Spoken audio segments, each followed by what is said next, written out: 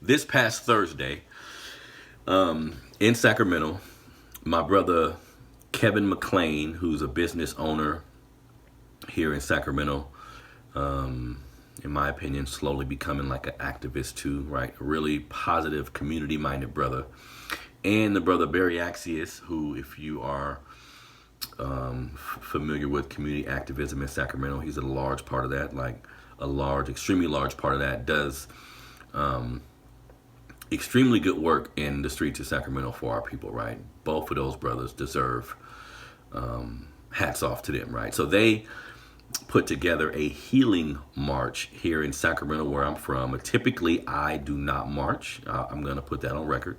I do not like the idea of marching, which to me, to a degree, is almost asking for something. You know what I mean? Historically, I don't think the act of marching in itself has been really beneficial to us as a people. At times, marches have brought awareness to things, but ultimately, some of the things we march about, I think it's obvious these things aren't happening for us, so we don't need to go out and ask nobody about them. But I wanted to support my brothers, and sometimes I put all that to the side because I want to show my people that I'm there for them. And other times, I want to be just in the atmosphere, just smell the air, just kind of get an idea. Being on the ground with the people, bottom line, you get a different perspective. You know what I mean? So we were doing the healing march based on the fact that in Sacramento over the past like 2 months, I think there's been like 2, 3, 4 killings of young black men. Young black woman was shot too. So it was more of a thing to come together to say, you know what? Yes, we're gonna do what we can to combat racism and combat police genocide against black people. But when we be on some shit, we need to kind of talk to each other too, to say, hey, let's chill out. Now, it's important to note, over the past 2 or 3 years, the murder rate in my city, just the amount of young men who have been getting killed, has went down dramatically because of several groups in Sacramento who have put in the time and energy to ridding our communities of these things, right? But the healing march was good because I wanted to just show my solidarity with the people, and it went really well. Being in an environment with like-minded individuals, it's almost like a high for me. You know what I mean? Just being in a room with a lot of people who think the way you think, the conversations are the same, the conversations are real motivational.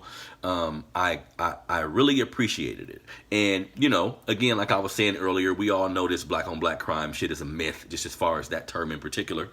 But if we're going to be honest as black people, we do need to figure out a way to get the warrior class of men, like the black men who are a part of these gangs, who don't think twice before they do something to somebody. These are the warrior class of men that we have in our society, and we definitely need to figure out a way to reach them and figure out a way to, help them decide, because it's a decision, to put down their tribal differences and realize there's a bigger thing going on, right?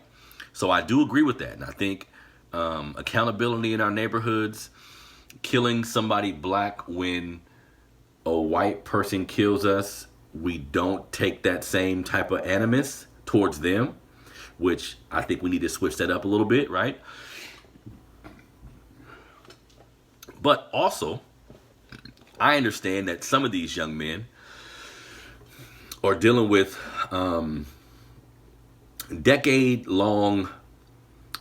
after decade of tribal differences. So it's difficult just to stop one day, right? And I know from the outside looking in, sometimes we see it as just senseless killings. And sometimes it can be, it's over money, it's over pride, it's over territory, it's all these different things, right? But on a familial basis, like on a familial level, the part I do understand is if you're an impoverished youth and you don't have the structure in your home, you don't have the structure in your home, you don't have the structure in your community, your mom may not have the money necessary to suffice when it comes to certain things, you may not have a dad in the house, right? These are all the factors that young men have to deal with. And if this is your situation and the young men in your neighborhood provide you that structure, right? They provide you the finances you need. They provide you the positive affirmation that you need. Even if it's all based in something that can be deemed negative, this is where they're getting it from, right? And then on top of that, you're in a neighborhood, just giving you guys some context, hear me out. You're in a neighborhood with your friend who, on the outside, everybody knows y'all in a gang and you sell drugs and you do all these things that can possibly be negative or have a negative effect on your people. And I get that. I understand why people would say they shouldn't do that. But at the end of the day, this is my friend. This is somebody that I grew up with and helped me with all these things that my mom or my parents couldn't help me with. So if he gets hurt, he gets shot, right? Something happens to him. It's about the gang shit, but it's kind of just about my friend. That's my friend that got hurt. I want to retaliate what I want to make them feel what we're feeling right now for hurting my friend. And then it becomes a thing where it just continues to go back and forth and back and forth and back and forth. So yes, I think in 2020, the gang situation in urban American cities needs to be curtailed to focus more on the bigger fight that we all have to deal with. But we got to be careful about how we approach these brothers. We got to be cognizant of the history of their war, right? Because we in a war right now with these white supremacists, with these racist factions, but so is the niggas in the hood. They've been at war for years too. You see what I'm saying? So I think respect needs to be applied on both ends. But at the end of the day, the march was great. We had a lot of good people there. The community came out. I was able to connect with a lot of brothers that,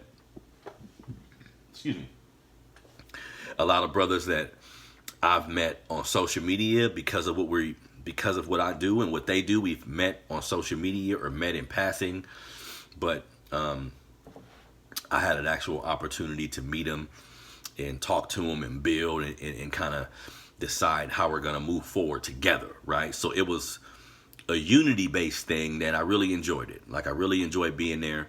Again, hats off to the brother Barry Axius and Kevin McLean. To my knowledge, it was Kevin's idea to put together something just to let the community know that we got their back and we not gonna give up on our young brothers, even if they out there doing shit we don't like. You know what I mean?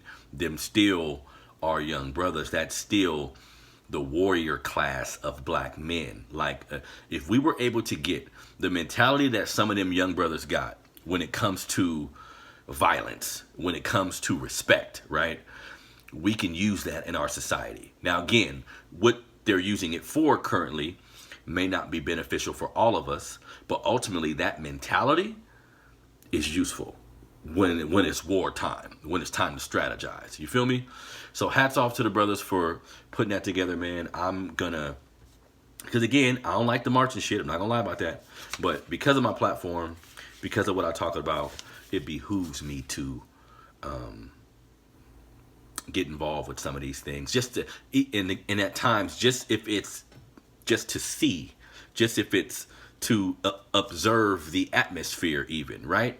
So I'm going to do my best to continue to, even though I attend a lot of things in my city that has to do with black empowerment, but I'm going to do more. You feel me? Like all of us should be thinking. I'm going to try my best to do more.